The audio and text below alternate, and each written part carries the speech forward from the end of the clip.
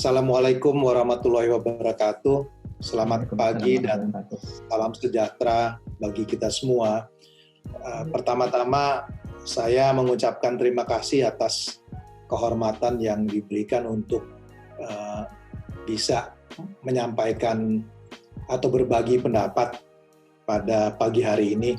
Saya tidak berani menyebut lecture karena di sini ada dosen saya in the real sense, namanya Pak Sudrajat Jiwandono. Saya mengambil kelas pengantar mikro dan pengantar makro dari beliau di semester 1 dan semester 2. Di tingkat 1 saya juga melihat senior saya Pak Moy, kemudian juga beberapa rekan-rekan di sini ada Pak Hartadi dan lain-lain. Jadi mungkin ini saya gunakan lebih sebagai sharing ya buat nanti mahasiswa. Saya kira ini kesempatan yang baik sekali karena banyak policy makers yang juga ada di sini yang nanti bisa urun rembuk.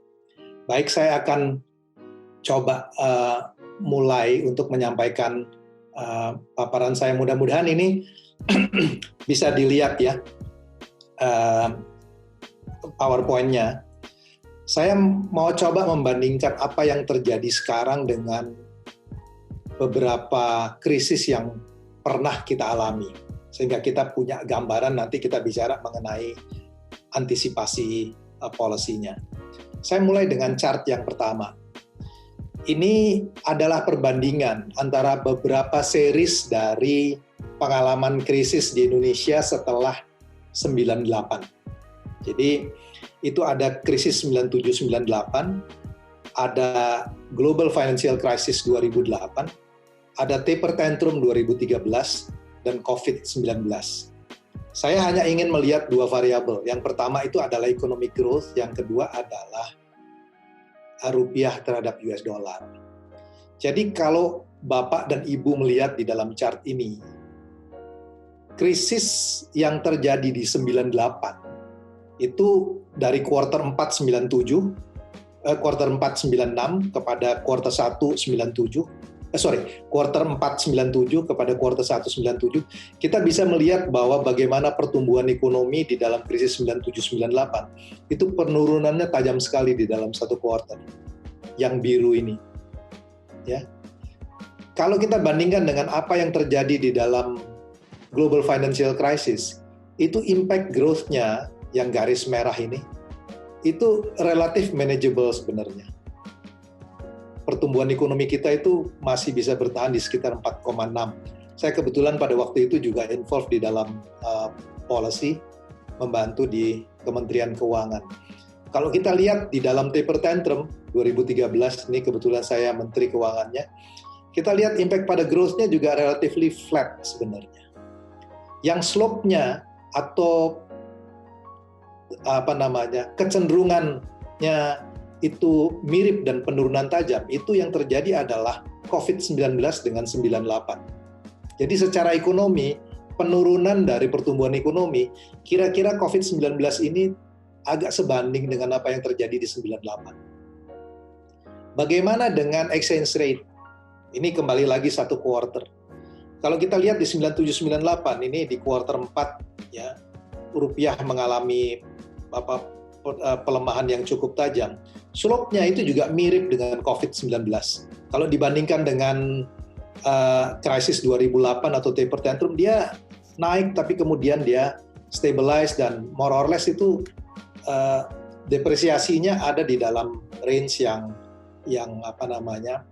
cukup manageable. Di dalam IDR USD itu di dalam waktu singkat, walaupun sekarang rupiahnya sudah kembali lagi ke sekitar 14.300, 14.400 per hari ini. Nanti saya akan ceritakan mengenai bagaimana pergerakan. Jadi kalau dari skala, mungkin yang paling tepat itu membandingkan antara COVID-19 dengan 2008. Tetapi persoalannya adalah, krisis ini berbeda dengan krisis-krisis yang sebelumnya.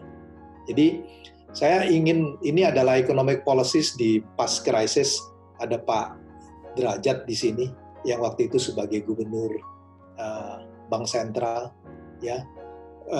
Kita lihat di dalam monetary policy, fiscal policy, banking health. Yang saya mau bilang adalah krisis 98 itu di-trigger oleh dengan weak banking situation pada saat itu.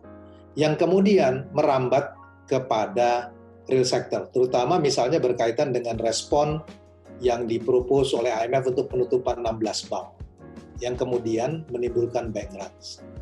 Kalau kita lihat di 2008 atau taper tantrum, kondisi perbankannya itu jauh sangat berbeda dengan apa yang terjadi di 98. Banking sektornya itu jauh lebih sehat dibandingkan dengan 98 karena reform yang dilakukan di dalam perbankan setelah Asian Financial Crisis. Kita bisa lihat misalnya di sini LDR-nya itu lebih dari 100%, non-performing loan-nya sekitar 27%, tapi kalau kita lihat 2008, 2013, itu NPL-nya di bawah 4%. Ya, jadi pada waktu 2013 misalnya, ketika Bank Indonesia merespons dengan menaikkan bunga, impact-nya itu tidak terlalu signifikan pada real sector yang mengakibatkan kolaps di perbankan, karena banking sektornya relatively healthy.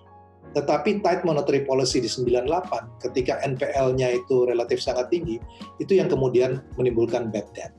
Ya.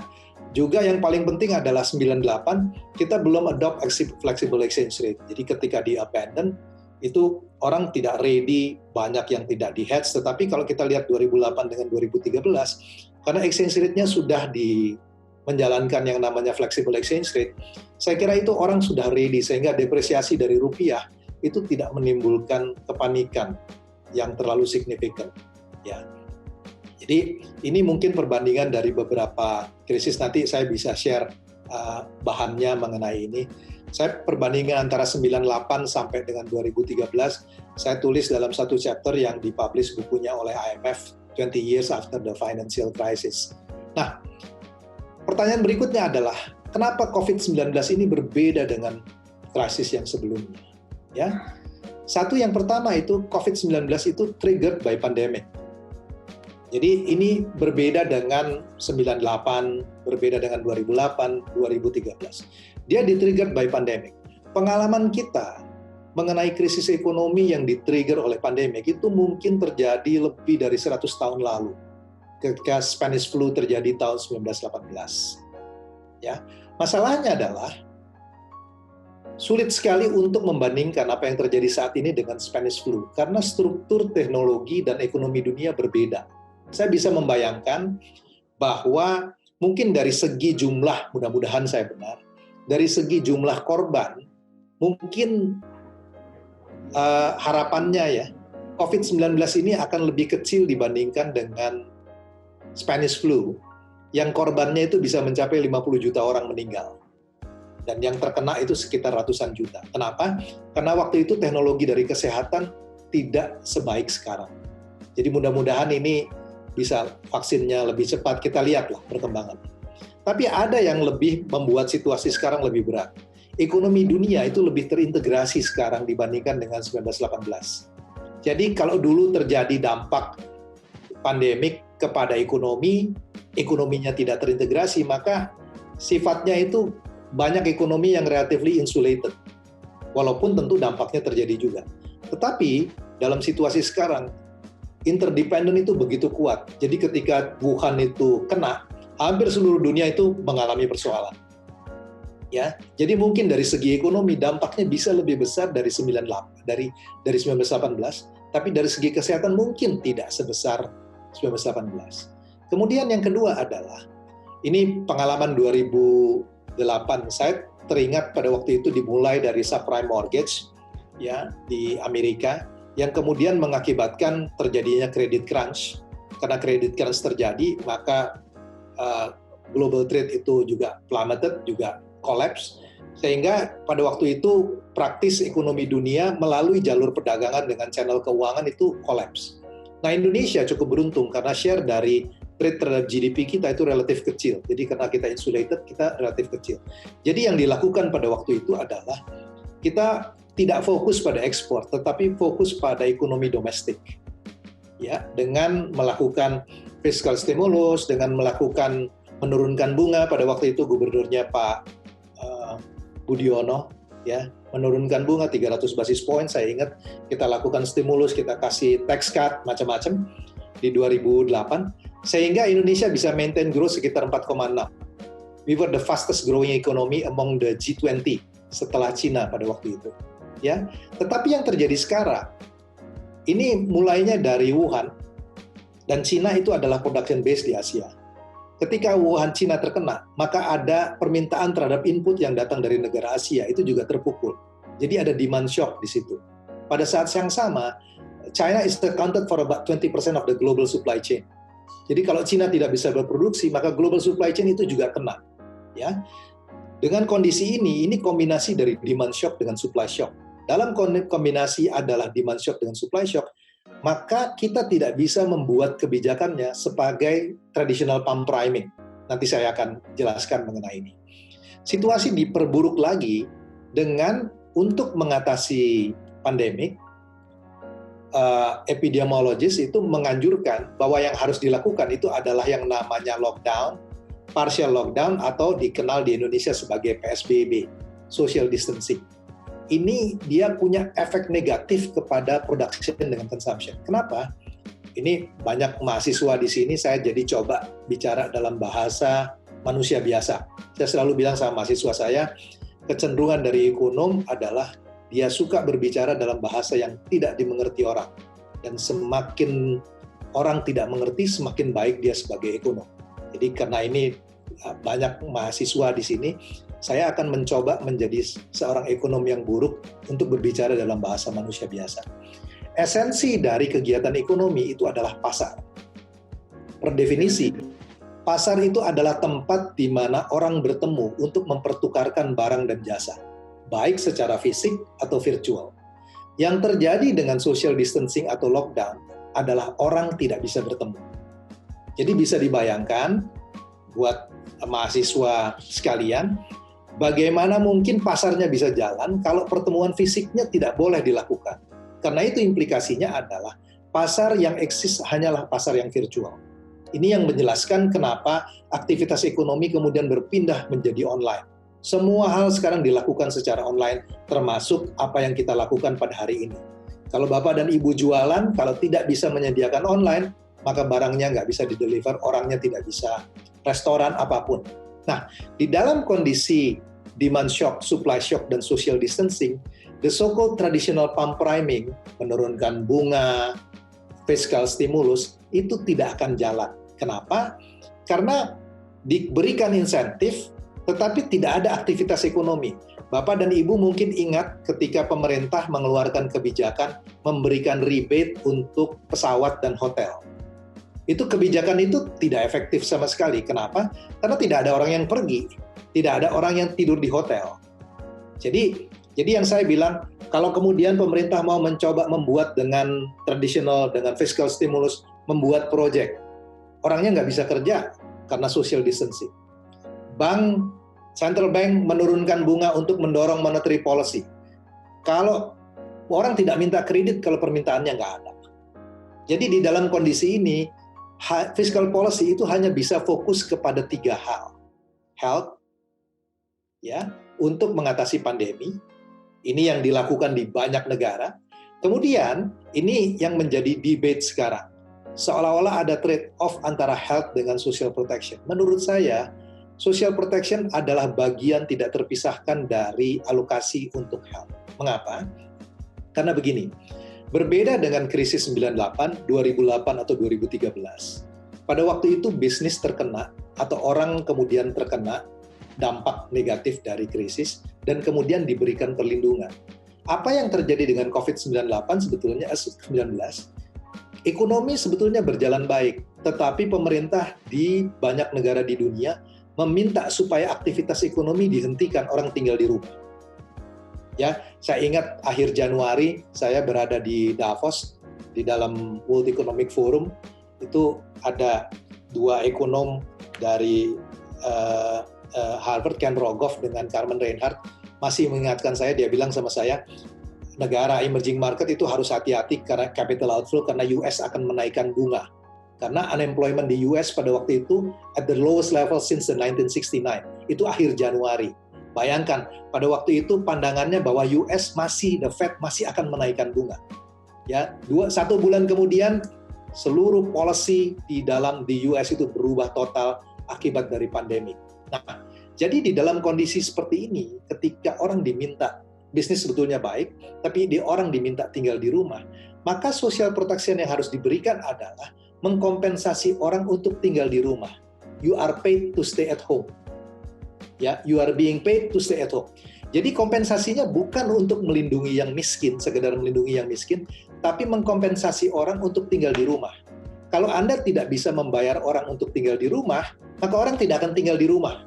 Itulah yang terjadi pada India, itulah yang terjadi pada Meksiko, itulah yang terjadi pada Brazil, dan kalau Indonesia tidak mampu juga memberikan social protection, maka pressure untuk keluar dari rumah akan sangat kuat. Ada sebuah survei yang dilakukan oleh SMRC minggu lalu, kemudian saya bahas, saya punya sebuah hipotesa yang mengatakan bahwa kemampuan orang tinggal di rumah itu tergantung dari non-labor income yang dia punya. Kalau orang itu cukup kaya, tabungannya cukup, maka dia punya kemewahan untuk tinggal di rumah atau beraktivitas, memilih.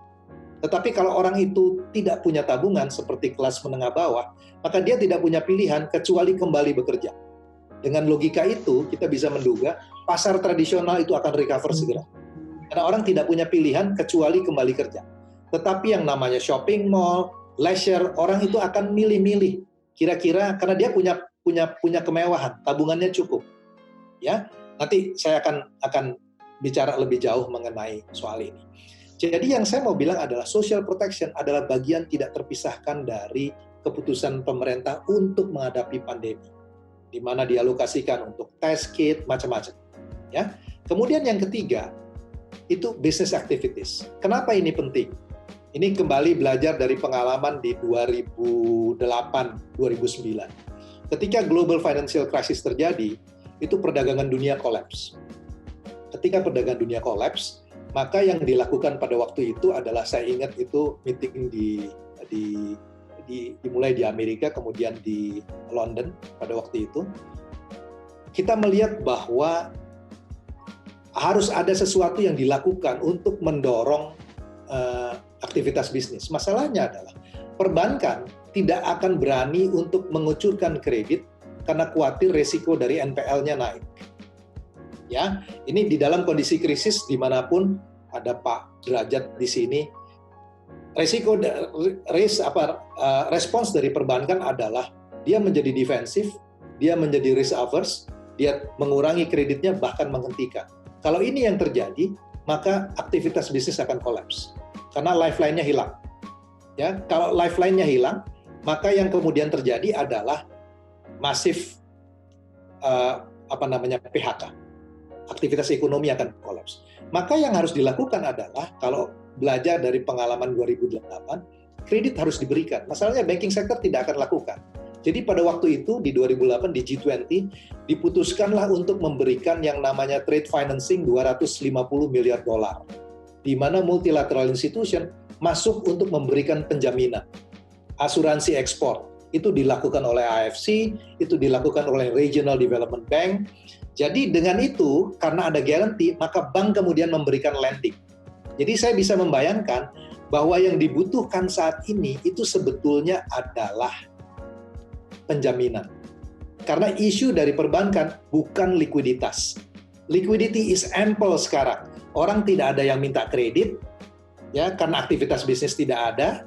Loan to deposit ratio kita turun dari 94 ke 92, bahkan ada bank tertentu yang jauh lebih ample, saya nggak mau sebut nama banknya, ya, jauh lebih likuiditasnya ample. Yang jadi persoalan adalah credit crunch. Bank enggan untuk memberikan kredit. Solusinya tidak bisa diselesaikan dengan penempatan likuiditas. Karena isunya adalah credit crunch. Tapi nanti saya akan bicara, likuiditas akan jadi soal nanti di 2021. Ya, saya lanjutkan dulu. Dengan kondisi ini, maka yang dibutuhkan adalah fiscal stimulus. Saya tidak menyebutnya sebagai fiscal stimulus, saya sebut sebagai disaster relief. Saat ini defisitnya 6,3% dari GDP. Do we need more? My answer is yes.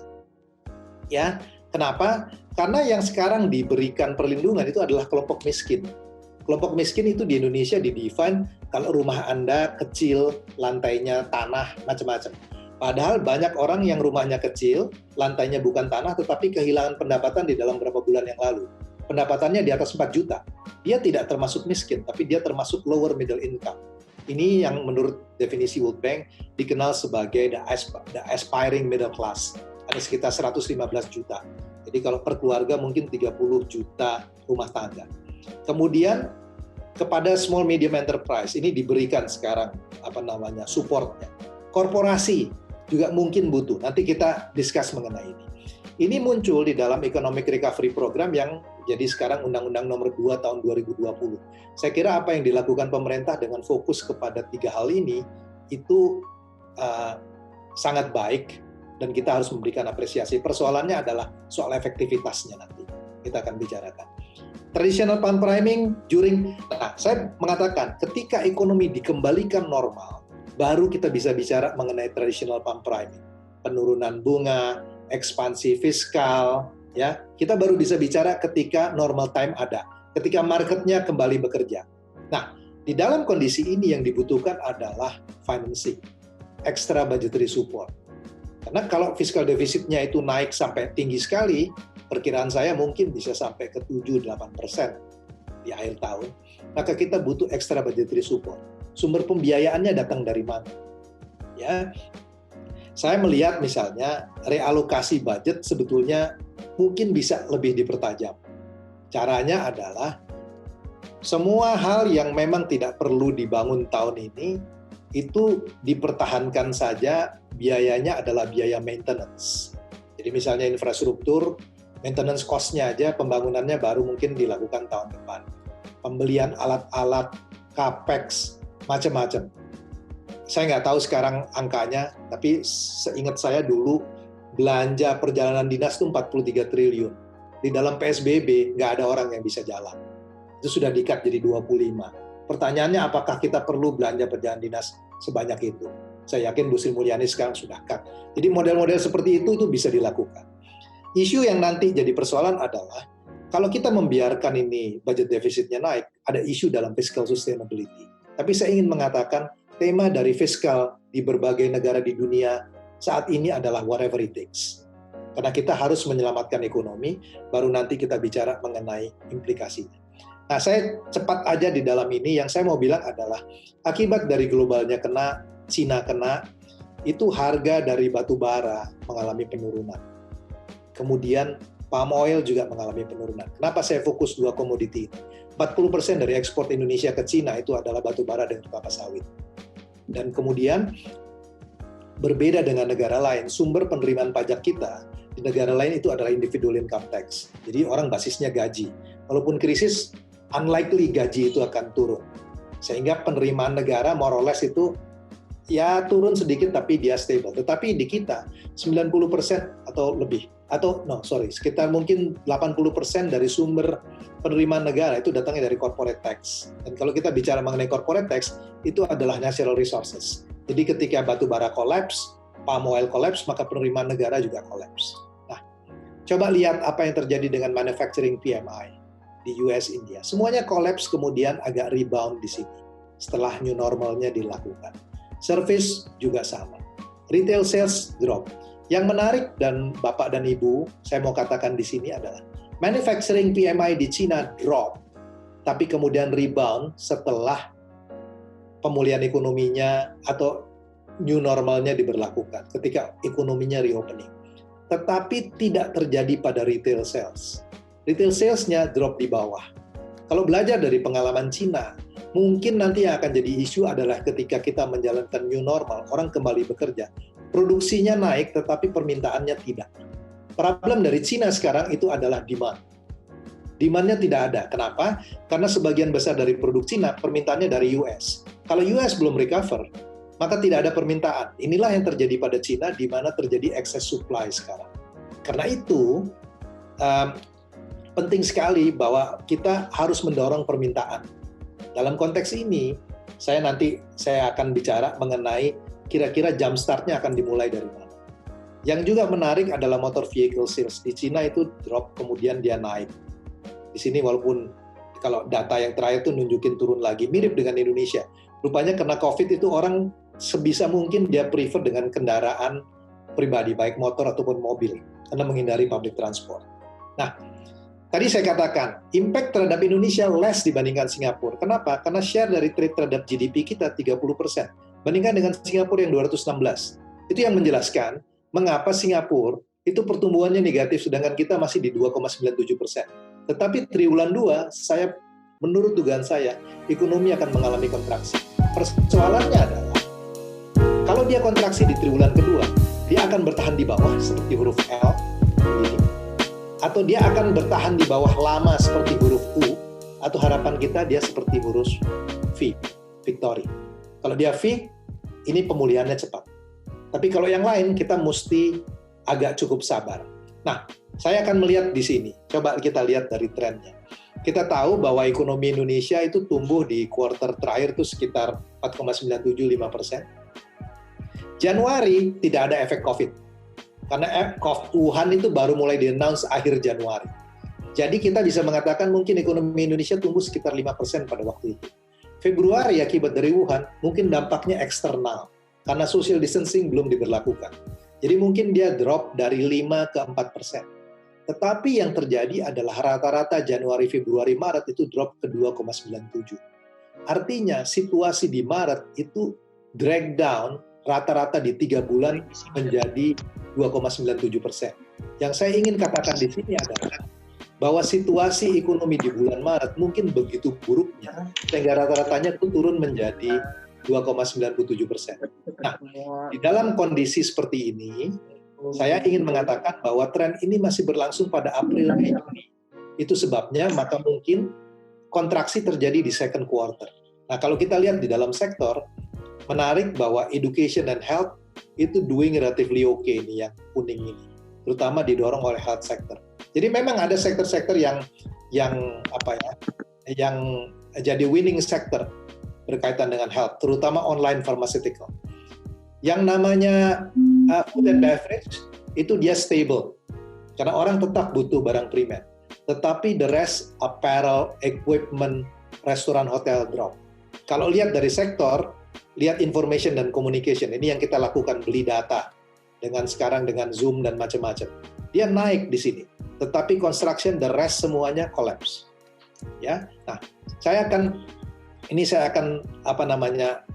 cepat aja di sini. Ya, saya akan masuk kepada apa yang terjadi pada daya beli. Ini wages dibikin Januari 2015 sebagai indeks sampai dengan 100. Kita bisa lihat di sini bagaimana farmers term of trade-nya drop. Even housekeeper di sini mulai mengalami penurunan. Farmer mulai mengalami penurunan. Construction mulai mengalami penurunan. Jadi isunya ada di daya beli di sini.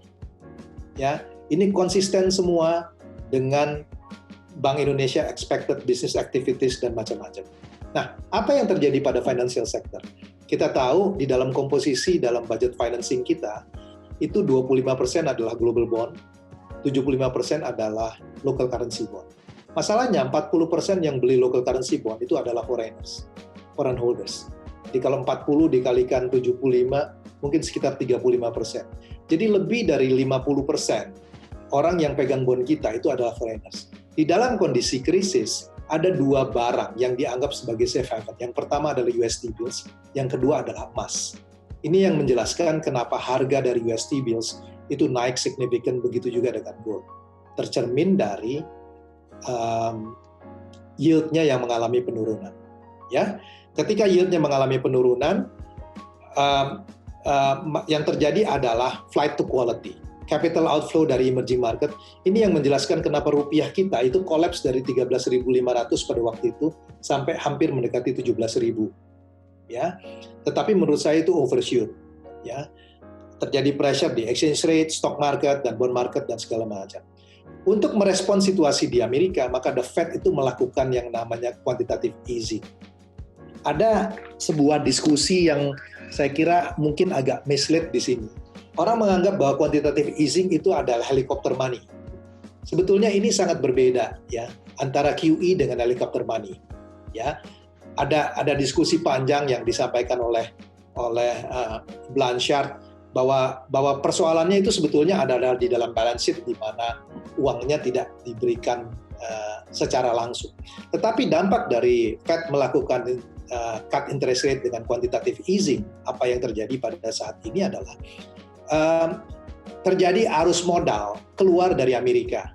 Dan ini mengingatkan saya apa yang terjadi pada 2013 lalu, ketika QE dilakukan di US akibat 2009.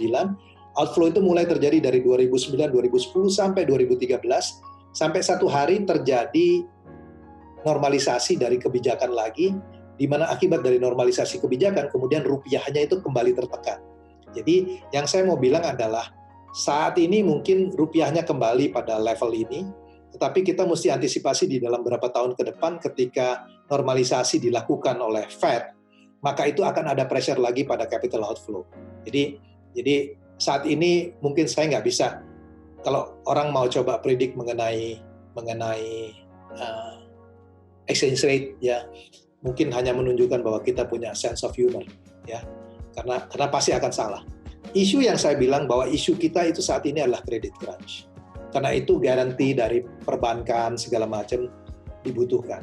Nah, kita lihat nih, saya cepet aja di dalam stok, dalam bond, ya. Nah, kita lihat di dalam banking sector sekarang. Loan to deposit ratio-nya saya katakan itu mengalami penurunan. Liquidity di banyak bank secara umum itu ample. Thanks to the reform perbankan yang dilakukan setelah 98, most of the banks itu well capitalized, kalau dilihat dari CAR-nya segala macam.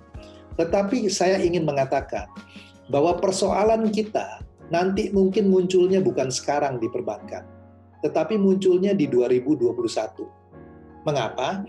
Karena terima kasih kepada OJK yang sudah melakukan relaksasi kredit. Sekarang itu kreditnya di restructure sampai dengan 31 Maret 2021, kalau saya nggak salah. Ya.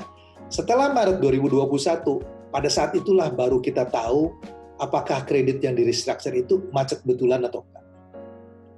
Pada saat itulah kita akan tahu NPL yang sebenarnya. Pada saat itulah profitability dari banking akan jadi isu. Pada saat itulah liquidity akan jadi problem.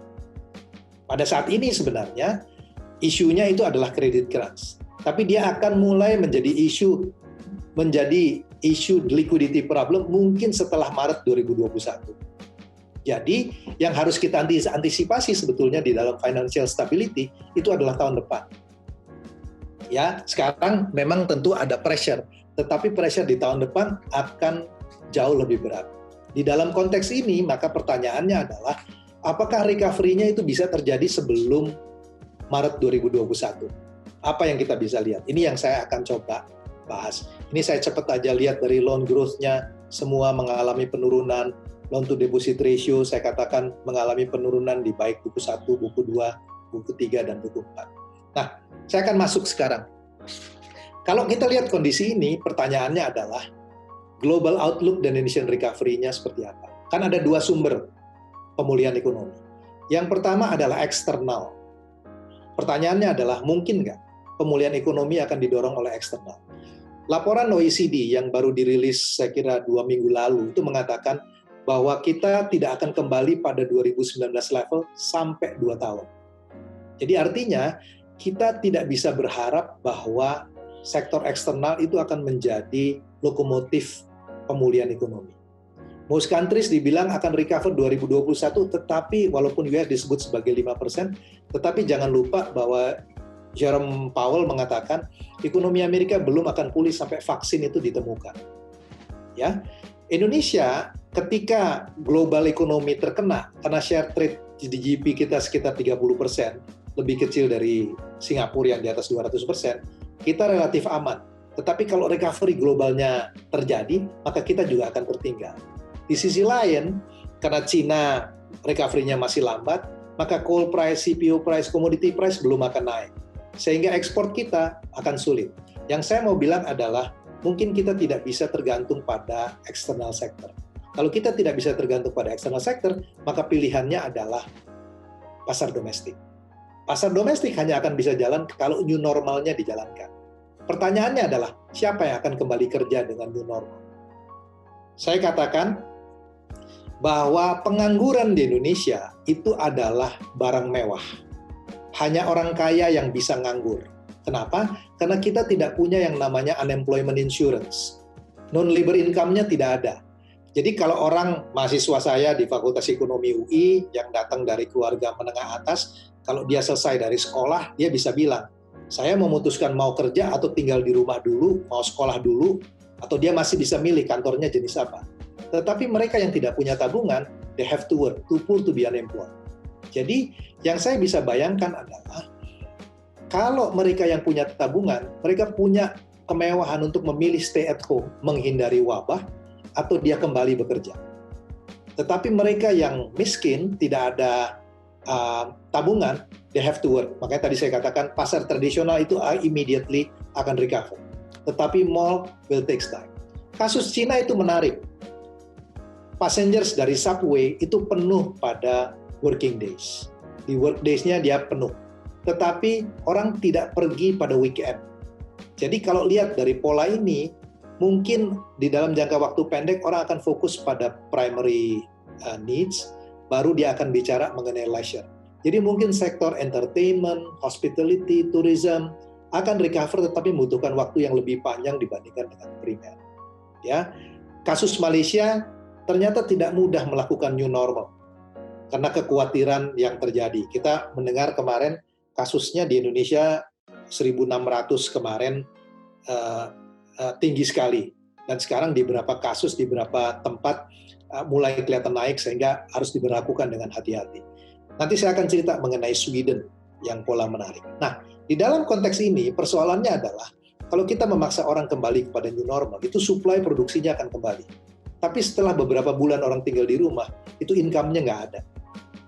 Nah, di sini saya bicara mengenai role dari fiscal policy. Kenapa? Walaupun perbankan, Bank Indonesia menurunkan tingkat bunga, tetapi orang tidak ada yang minta kredit. Untuk apa saya melakukan ekspansi kalau permintaannya nggak ada? Ya, jadi isunya adalah kita harus induce dulu permintaannya untuk meningkatkan daya beli, baru diikuti oleh kebijakan-kebijakan moneter, real sector, dan yang lain. Hal yang juga mesti diperhatikan adalah inequality. Nanti perusahaan itu akan mencoba membuat less labor intensive, dia gunakan teknologi, sehingga isu ini akan muncul. Yang kedua adalah kelompok menengah atas, saya bilang dia cukup punya non-labor income, dia bisa stay di rumah, bisa menghindari wabah. Tetapi yang lower middle income, mereka nggak punya pilihan, mereka rentan, prone kepada terkena dari pandemi. Sementara kemampuan di dalam kesehatannya juga terbatas. Vaksin berapa lama? Saya nggak tahu, mudah-mudahan ini bisa cepat. Nah, saya cuma mau ambil gambar ini dari majalah The Economist ya. Sweden adalah negara yang exceptionally relax. Dia nggak melakukan lockdown. Denmark itu strict lockdown. Yang hitam ini adalah spend less money, yang biru adalah spend more money. Yang menarik antara Sweden dengan Denmark, itu pattern-nya hampir sama. Jadi walaupun dibolehkan, tidak semua orang di Sweden itu keluar rumah. Tapi kembali lagi, kenapa ini dua-duanya bisa tinggal di rumah? Karena social protection-nya bagus. Itu yang sulit dijalankan di India, sulit dijalankan di Indonesia, sulit dijalankan di Brazil, karena penduduknya banyak, kebutuhan dari social protection-nya banyak. Nah, di dalam konteks itu tadi saya mengatakan, jadi yang pertama jump start-nya itu harus dimulai dari fiskal. Ya, untuk meningkatkan daya beli. Nanti saya akan jelaskan kenapa. Tetapi saya ingin mengangkat isu ini, karena by law, Undang-Undang Nomor 2 tahun 2020 itu defisit kita harus kembali di bawah 3% pada tahun 2023. Bapak dan Ibu, mahasiswa sekalian, coba lihat dari medium term fiscal framework kita. 2023, kalau kita lihat dari tax revenue kita, itu akan sekitar 8,4 sampai 9%. Tax ratio-nya ini ditambah dengan PNBP di sekitar 9 sampai 10.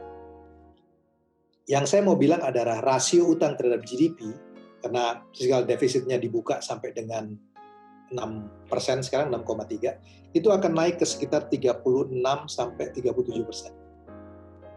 Utangnya. Implikasinya adalah beban bunga cicilan utang itu akan naik. Perhitungannya akan naik dari 12% di tahun 2019 menjadi 16-17% di tahun 2023. Pada saat yang sama, saya ingin mengatakan, di dalam fiskal kita itu ada yang namanya mandatory spending. Pendidikan harus 20%.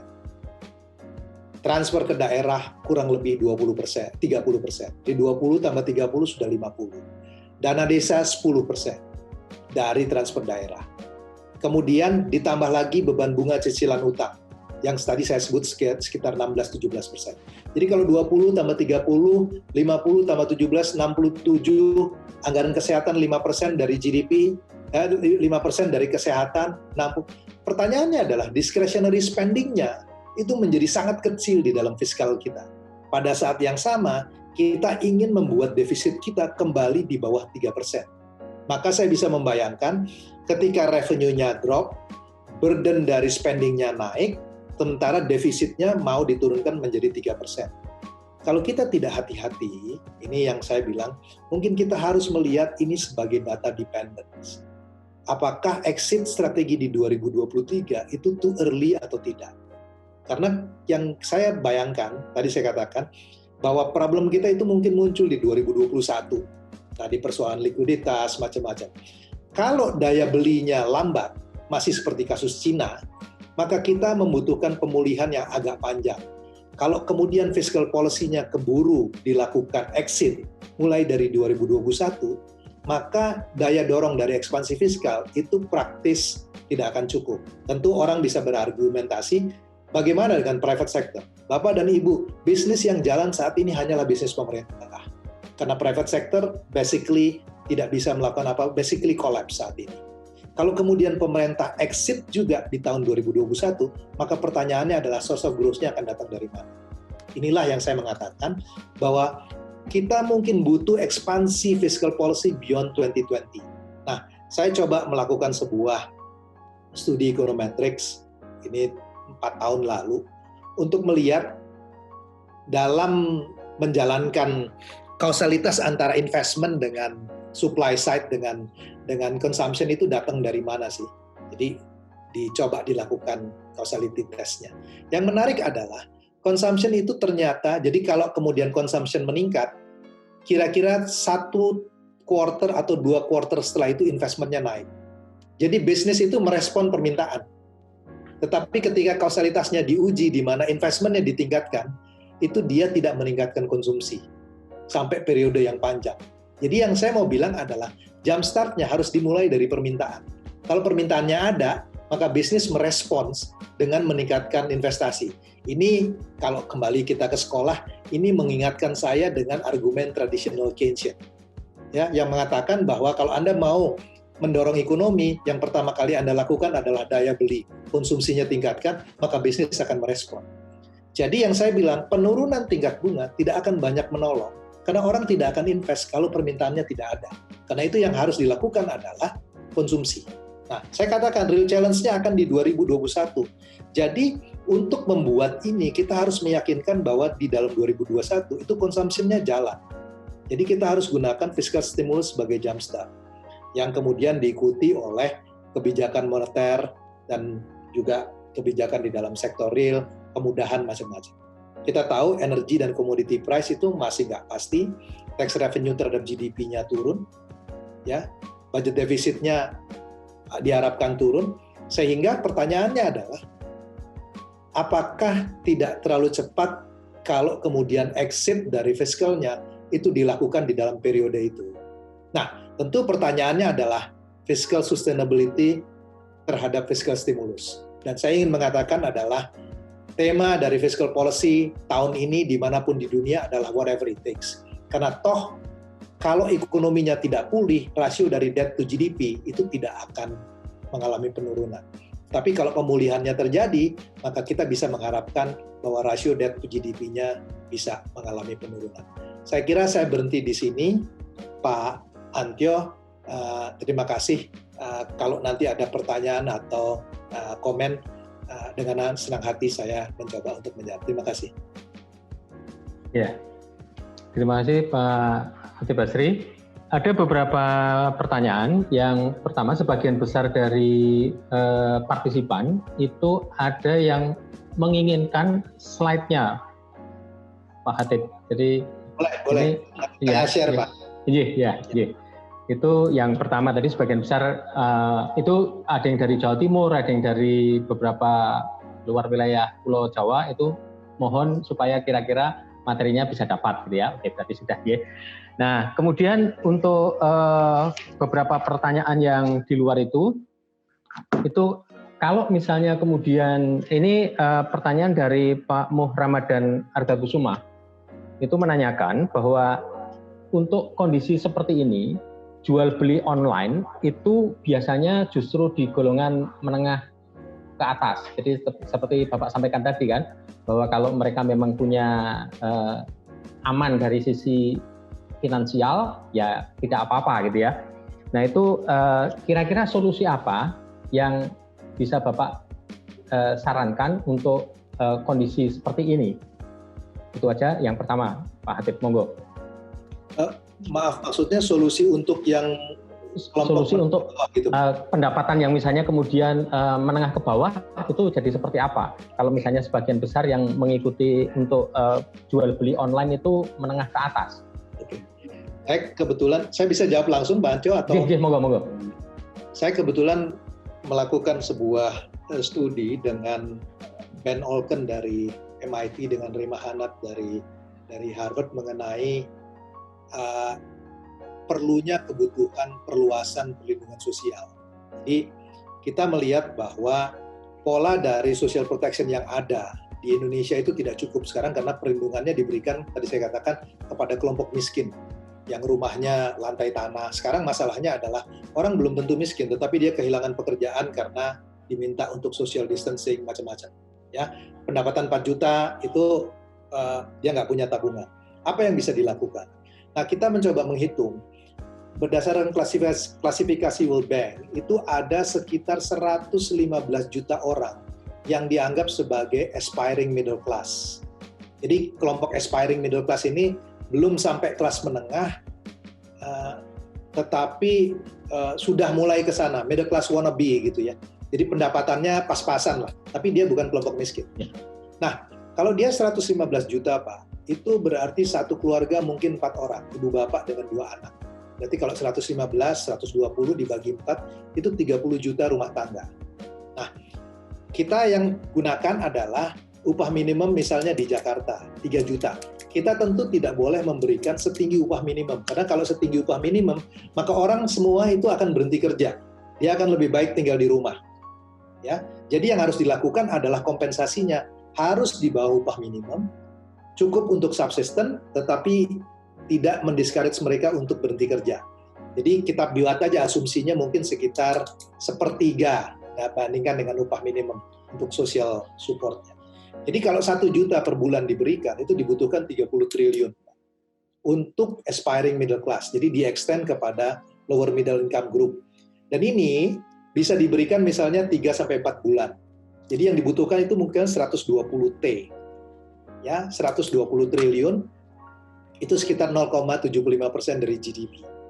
Ya, tentu tadi saya bicara kembali isunya adalah source dari financing. Saya ingat di 2000 sampai dengan 2014 Pak, kita punya skema yang namanya deferred drawdown option.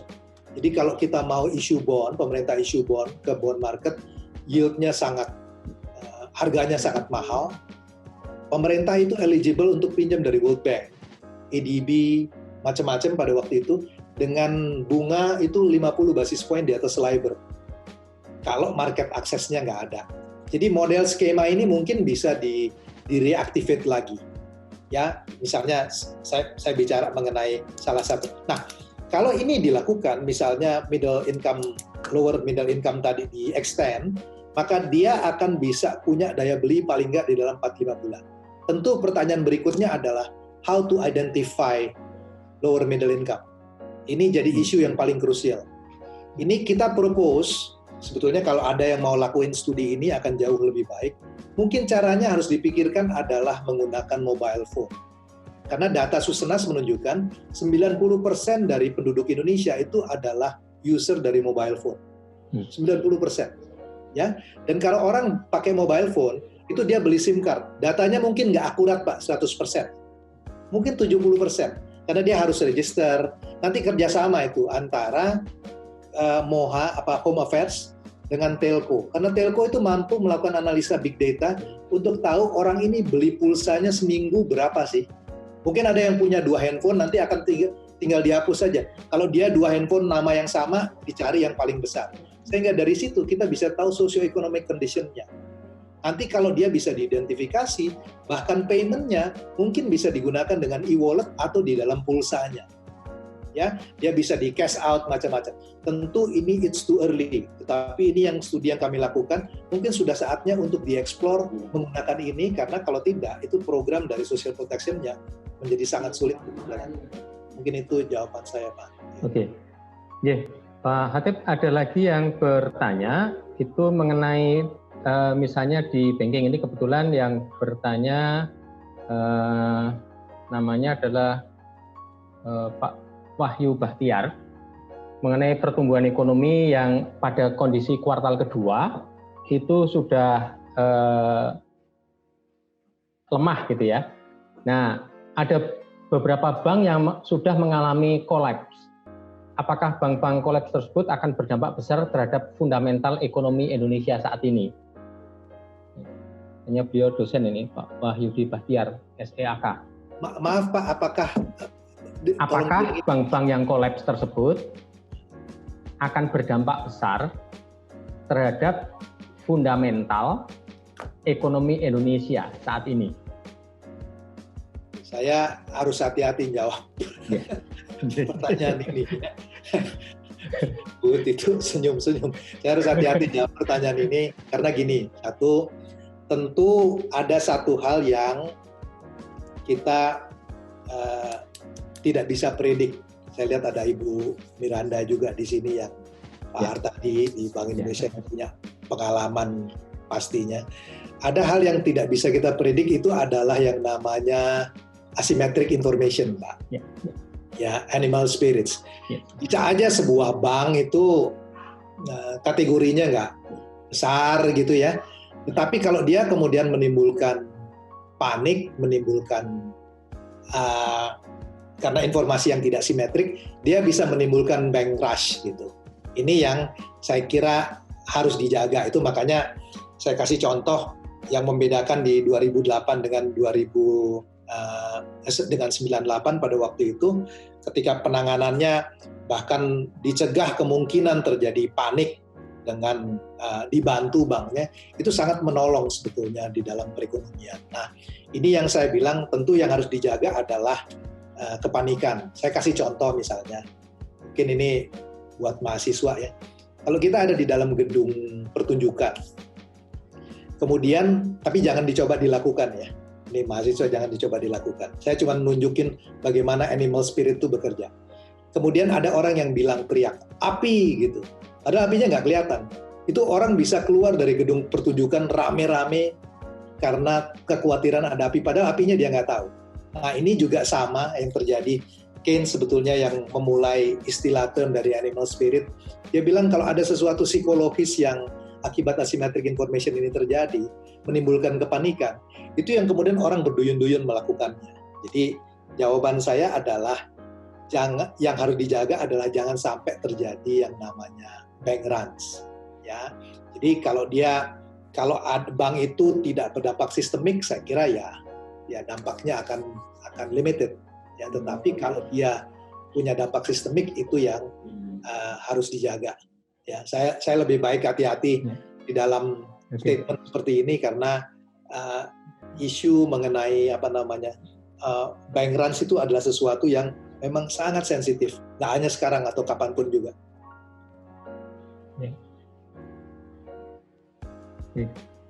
Ada satu lagi pertanyaan Pak Hatip.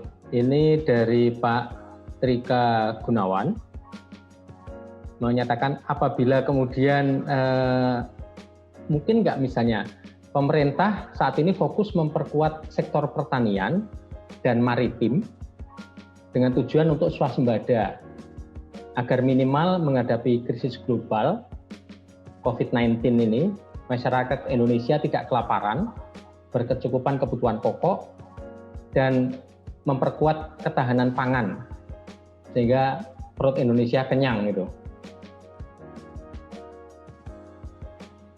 Itu aja kira-kira pertanyaannya, ringkas karena hanya untuk sektor pertanian dan maritim, Pak Khatib.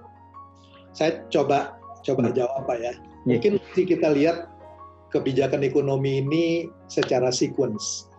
Jadi kalau pertanyaannya ini setelah normal, saya kira tentu kebijakan sektoral itu bisa dilakukan, apakah pertanian dan macam-macam. Tetapi saya bagi klasifikasinya begini. Yang pertama, yang sejak dari Maret sampai sekarang, bahkan saya masih sebutnya, itu adalah survival mode, Pak. Bagaimana itu bisa survive? Kalau survive itu sebetulnya isunya hanya 3 hal. Kesehatan, kasih perlindungan sosial, kasih lifeline untuk bisnis. Penjaminan kredit, subsidi bunga, ya, itu relaksasi. Setelah ini dia bisa survive, dia kembali normal, baru kita bisa lakukan yang namanya traditional pump priming. Fiskal dikasih project, tingkat bunga diturunkan, GWM, macam-macam. Setelah itu jalan, baru kita bisa bicara mengenai sektoral.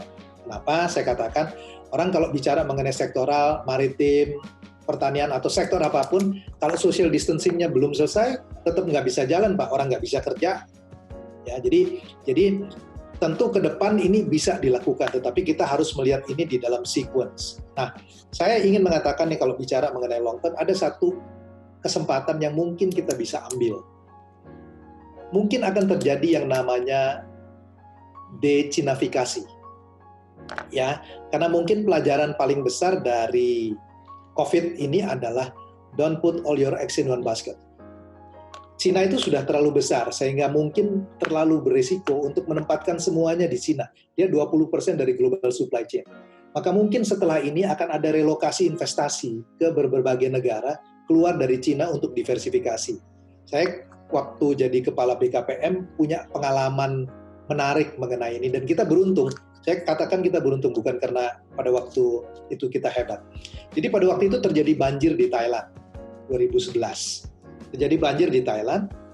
Kemudian BKPM waktu itu mencoba melobi Toyota untuk memindahkan production base-nya ke Indonesia dari Thailand. Jadi Thailand ada, Indonesia ada. Dan makanya itu 2012 mereka memutuskan hampir 3,7 billion. Ya, bukan karena mereka, wah Indonesia hebat sekali, tapi dia harus diversifikasi risknya dari satu tempat. Jadi dengan logika yang sama sebetulnya kita bisa ambil kesempatan ini, provided bahwa structural reformnya itu bisa dilakukan, termasuk misalnya dalam pertanian, dalam maritim. Ini mungkin di dalam short term nanti orang karena trade-nya belum jalan, ada ruang yang disebut sebagai substitusi impor. Ya, periodenya di saat itulah saya kira mungkin chance itu ada. Ini ada satu lagi pertanyaan, Pak Khatib, dari Pak Ahmad Setiabudi. Materi yang bagus dan mencerahkan, Pak Khatib. Saya mau tanya, selain hutang, apa sumber pendanaan untuk menutupi defisit APBN? Saya layout semua kemungkinannya, Pak ya. Nanti kita bisa lihat opsinya. Tentu yang pertama adalah menggunakan sumber-sumber yang ada di pemerintah. Tadi saya sebut sebagai realokasi. Saya terus terang sampaikan di sini. Mungkin banyak prioritas yang masih bisa dipertajam. Anggaran dari KL. Capex-nya misalnya. Dulu waktu Pak Derajat di pemerintah, kalau saya nggak salah, koreksi kalau saya salah Pak Derajat, itu ada keputusan untuk refacing mega project pada waktu itu ya, untuk di-delay dulu project-project yang belum urgent pada waktu itu ketika 98-nya. Jadi pola yang sama sebetulnya mungkin juga bisa dilakukan. Jangan dibatalkan, tapi dia di-postpone, dia digeser ke tahun depan misalnya. Proyek infrastruktur, maintenance cost-nya aja dijaga. Kemudian pembangunan proyeknya mulai nanti setelah normalnya jalan. Ya, pembelian barang-barang macam-macam bisa dilakukan. Itu satu. Saya nggak tahu seberapa banyak saya kira Kementerian Keuangan bisa lakukan. Tapi kalau lihat dari strukturnya di dalam KL 2021, mungkin banyak yang bisa dipotong untuk itu. Itu satu sumber dari dalam. Ya. Kemudian kita gunakan SAL tentunya. BLU, jadi sumber dari dalam. Ya, itu yang pertama. Kemudian yang kedua adalah meminjam dari domestik, Pak. Saya lihat dari loan to deposit ratio-nya sekarang agak turun, jadi kalau pemerintah issue bond, somehow crowding out akan terjadi karena akan shift dari DPK dari perbankan kepada pemerintah, akan terjadi. Tetapi kalau LDR-nya turun, ruang itu sedikit akan lebih baik dibandingkan dengan beberapa bulan lalu. Tetapi tidak bisa terlalu banyak, karena kalau terlalu banyak itu akan terjadi crowding out. Nanti bank kecil itu akan jadi persoalan karena DPK-nya pindah kepada government bonds. Opsi yang lain adalah isu dari global bonds. Pemerintah sudah lakukan 4,3 billion, ada yang 50 tahun, tetapi persoalannya adalah kalau situasi globalnya tidak memburuk, itu harganya akan sangat mahal. Nah, saya propose sebetulnya itu kita melakukan lagi yang namanya DDO, Deferred Drawdown Option. Ini kita punya skema ini sampai tahun 2014. Di mana kalau akses pasarnya itu jelek, kita bisa pinjam dari World Bank, dari ADB, dengan hanya 50 basis point di atas LIBOR. Ya, isu yang lain, saya tahu ini di dalam implementasi susah adalah extra budgetary support, misalnya dengan saya tahu bahwa Chiang Mai itu untested. Ya, jadi pada waktu 2013 yang dilakukan adalah bilateral swap. Sebetulnya Bank Indonesia sekarang udah dapat repo 60 billion kalau saya nggak salah. Itu bisa dilakukan dengan Cina, bisa dilakukan dengan Korea. Pada waktu 2013 kita dapat 60 billion dari currency bilateral swap. Ke IMF politically sulit. Ya, karena stigmanya. None of the Southeast Asian economies itu mau pergi ke IMF karena soal stigma. Jadi mungkin yang bisa dilakukan adalah Development Bank, ADB, World Bank, itu kalau dari segi utang. Nah sekarang, opsi lain apa? Kan pajak nggak mungkin dinaikkan dalam situasi seperti ini. Ada opsi lain yang disebut sebagai helicopter money. Ini sekarang di banyak negara dicoba dilakukan. Kalau Amerika dia melakukannya dengan QE. Saya sebetulnya nggak mau masuk secara teknis di dalam soal ini, karena QE itu berbeda dengan helicopter money. Yang terjadi adalah dia memberikan pinjaman, dia membeli surat utang dari perusahaan, tapi itu kemudian yang terjadi adalah di dalam balance sheet, di dalam central bank-nya, itu di offset antara asset liabilities, antara securities dengan reserve-nya. Karena uangnya sama-sama ditaruh di bank. Akibatnya reserve-nya itu mengalami peningkatan, dia punya excess reserve sehingga bank itu bisa meminjamkan. Itulah yang terjadi dengan QE sebetulnya. Jadi secara real, uangnya itu nggak dicetak gitu. Itu berbeda dengan helicopter money kalau uangnya kita kasih. Kalau kita gunakan helicopter money, pada saat agregat supply-nya turun karena supply shock, maka risiko dari inflasinya itu akan bisa mengalami peningkatan.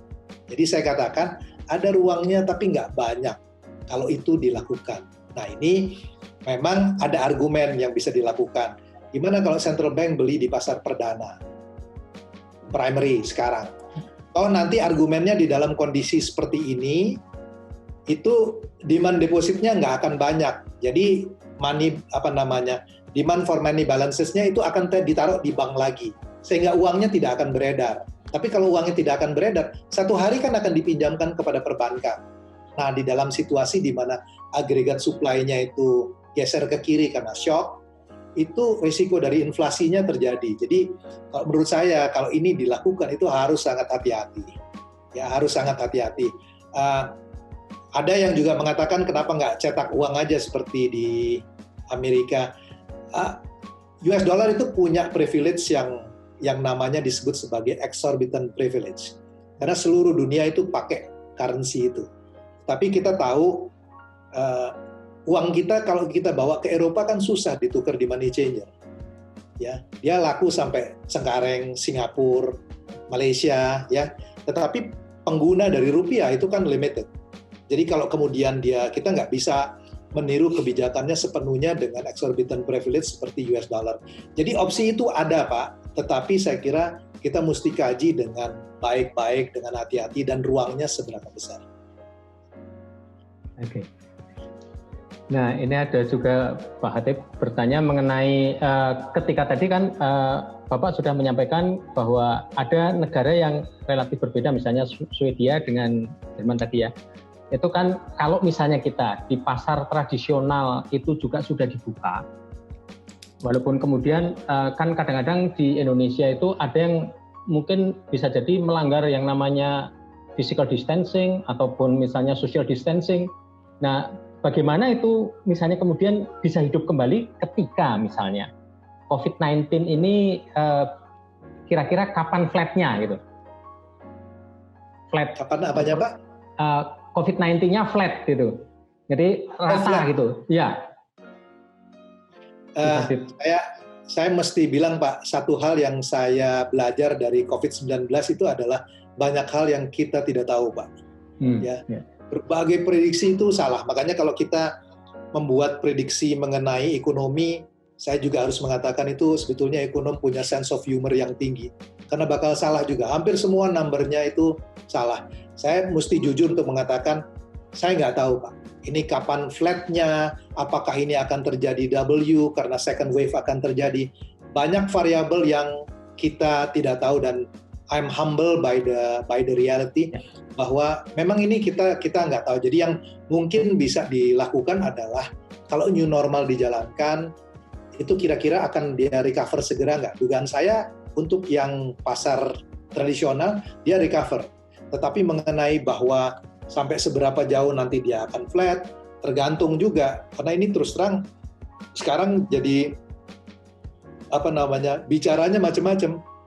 Ada yang mengatakan bahwa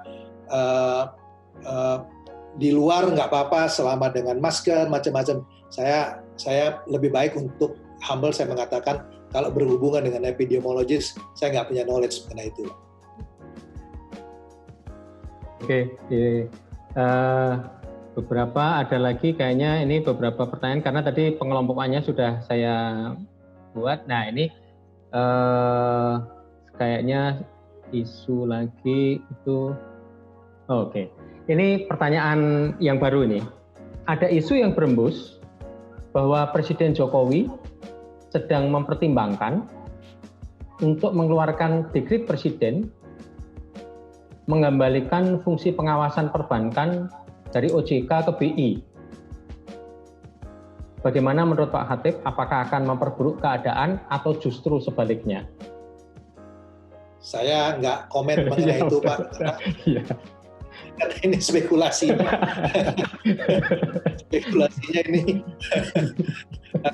akan kemana-mana kalau itu. Saya juga nggak tahu apakah itu betul atau enggak. Iya, ini pertanyaan terakhir ini, jadi makanya saya juga baca ini, wah udah ini. Ya, itu yang kira-kira dari sebagian besar pertanyaan tadi sudah saya kelompokkan beberapa, dan itulah makanya terima kasih Pak Hatip. Ini nanti saya berikan beberapa rangkuman dari yang sudah Bapak sampaikan.